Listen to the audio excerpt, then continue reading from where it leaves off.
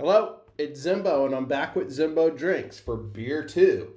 Really, these beers that I had, I posted a picture of it on Instagram, and they're just a ton of beers that I bought from a random craft store kind of around the corner from my house in the kind of city center. And this time we're talking about Stardust, and it's by Brouwrij Lost. Brouwrij is Dutch for brewery. And this is actually a collab beer they've done with Nepo Brewing out of Poland. But no tasting room, unfortunately. But dug into the website, and looks like they kind of do two things, two big focuses. And they like to make over there at Lost real modern, sour, kind of slushy style beers, which I have one. We'll get to. I think it's like a sticky mango rice. I'm kind of excited to try it. Maybe we'll do it next. Maybe we won't. Then they also do kind of classic IPAs. They kind of list it as traditional classic great IPAs. And then they kind of also do some like dessert stout kind of things, which when I was looking through their seasonal lineup for 2026, it looks like October, November, December are kind of really big, sweet, high Plato stouts, which I'm into. But today we are, like I said, talking about Stardust. They have it listed as a DDH NEPA, which is a double dry hopped New England IPA. Just kind of like first bat, like not to confuse it with a double IPA. We're still coming in at 6.5% volume, which is like very within the limits of what we'd consider like a single IPA, but double dry hop. So I'm just kind of thinking right off the bat that we're going to have like tons of hop aroma. And we can talk about maybe the difference in hopping early in the batch and hopping later in the batch. And really we're doing two things with hops. You're getting a bittering agent that not only preserves beer, but it also kind of like balances out the sweety maltiness. And then we're also looking to get a lot of aromas. And usually you will put hops in throughout the entire boil of a beer, with the early hops kind of really contributing to the bitterness. The longer hops stay in the kettle and boil, the more bitter they get, and kind of they start losing those really beautiful hoppy aromas. But so this is double dry hop, which is usually the last time you do it. So we are getting like no bittering component from these hops. It's all aroma. And again, they have Citra, Cryo, Talus, and Mosaic. So three really citrus forward, almost kind of tropical hops. And a lot of times when I'm thinking about space themed beer, like big in America, like I'm usually expecting Galaxy hops or like some crazy New Zealand hop that's going to be super tropical. So we'll kind of see how this stands up to maybe what I'm used to calling like a space beer. And then again, cryo hops, it's really just souped up hops, highly concentrated through, like Han Solo being cryo froze, lupulin glands, just getting a high concentration. Mosaics like Citra on steroids, and Talus, which I don't know a whole lot about Talus, but it seems to be, just from reading about it, citrus with like a little more complexity, some like resiny floral notes in it. But anyway, that's kind of also where we're at. And I'm also kind of thinking too, I got notes here in a second. I'm kind of also expecting this beer to be a littler on the sweet side, just because they do list the Plato. This beer, which Plato content, for those who don't know, is just a way to measure sugar and our potential alcohol in beer before it's fermented. And this one came in at like 16 and a half. They listed on their website. And that's going to leave us a beer with the potential of like 7-8% alcohol. And this is coming in at 6.5, which just probably means there's going to be a little bit of residual sugars left over. So it's kind of what I'm looking at this beer. So my overall expectations is, despite like hoppy, we are full of hops, double dry hopped.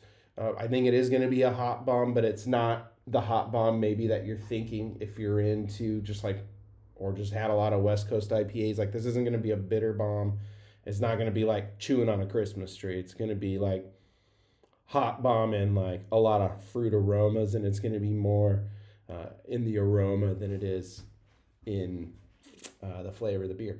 So that's kind of just where I'm at on this beer. Let's go ahead and open it. And got a better glass. Again, I'm new in the Netherlands. I've been here a week barely, and glad that my house or apartment, condo, whatever you want to call it, is furnished. But that being said, I moved here with a couple of duffel bags, and I have none of my glassware, none of my barware, nothing. So at the thrift store today, found some glasses. So let's go ahead and see how this pours. And they don't list anything about color or IBUs. Again, I think the IBUs are going to be high. It's just not going to be like super bitter in your face. It's kind of like what I'm thinking. But getting a nice pour. I think as we'd expect, being a New England style, they don't call this a hazy, but I think just classic New England style, we're all expecting a lot of haze, which you can't really see behind it much. So, I mean, we do have a nice hazy, classic looking New England beer, whereas I think if we were thinking West Coast, it's going to be more clear. And again, you're getting more into that like pine coney, but let's see.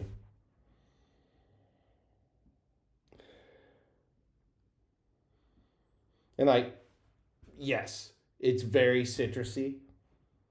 I am getting some of that tropical fruit like they've listed, coming from maybe more of the mosaic and stuff. So I am getting like tropical, and we say tropical, we're thinking like lychee, like guava, passion fruit. And they're usually prevalent, like I said earlier, in hops like Galaxy and a lot of the New Zealand hops. And usually when people name their beer Space something, that's what I'm thinking, which this isn't it, but it does have, definitely has a tropical nose. Maybe more on the citrus side, but let's go ahead and give her a taste.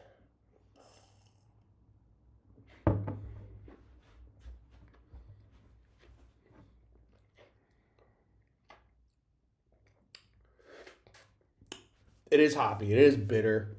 And the only reason I would say it's not a bitter bomb is to be somebody who's expecting like a big West Coast IPA. It's got enough hop to balance it out because, as I thought, it is sweet.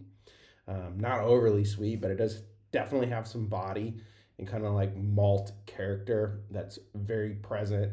It is like a lot of residual sugar. I think they could have fermented this even higher alcohol than 6.5. But then again, it is sweet. But I think that balances well with how malty this beer is and how much hops they have. Because it is very hoppy with the dry hop. And I think maybe just having it a little on the sweet side kind of pulls out what we're thinking about when we expect to get a very tropical citrusy IPA.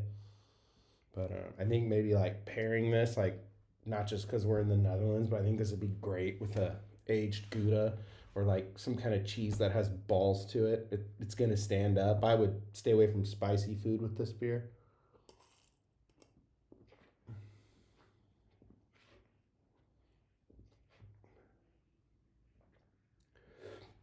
It is very clean, and it's kind of another thing I like in beers.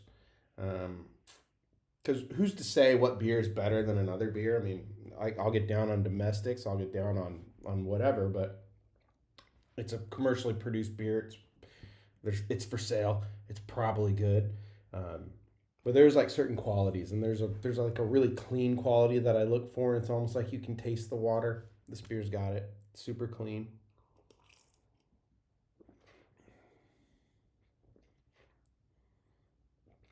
And like, if you just want, kind of off topic on, but if you just want to know what Citra hops taste like, this tastes like Citra hops for sure. Let's see if it's gulpable.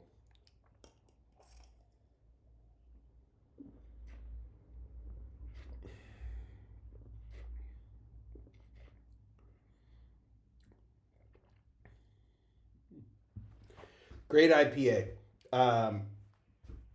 Again, we're not going to talk about who's better than who, but great beer. Definitely nailed the New England IPA style. The double dry hop. You don't really see a lot of people necessarily calling that out, but they did, and it's as advertised. It is a great hoppy IPA, citrusy, tropical, Stardust. I suppose it can keep a space theme name, even though it doesn't have galaxy hops. But happy drinking. Cheers to many more.